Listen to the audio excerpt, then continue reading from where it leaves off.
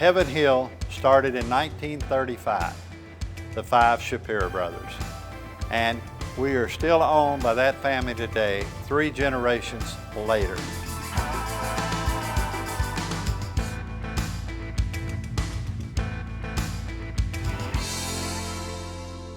One of the things that I found most interesting while on our tour was the reason that bourbon is from Kentucky.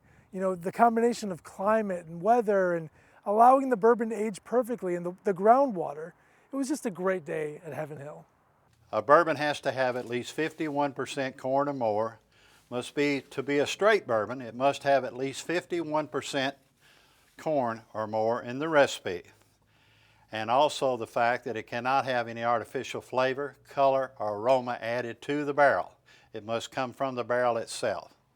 So this is what makes bourbon different from whiskey, because a whiskey might have 49% corn or something of that nature. But bourbon has to follow the particular recipe. If not, you cannot call it a bourbon.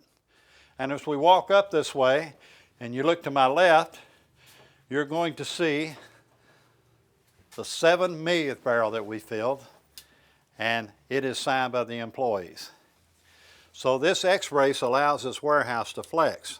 Now if you look right down through this grid here, I call it, you're going to see a plumb bob. There's actually plumb bobs in the warehouse that are used, because if I take 500 barrels off this side of the warehouse, I need to take 500 off the other side to keep checks and balances. Like if you were to build a swimming pool on the hillside, didn't level the land, and you put it up like this, the pressure would be on the bottom wall and eventually it could topple over. So that is how we negotiate for the weight of 10 million pounds above your head being distributed, so that we don't have that problem.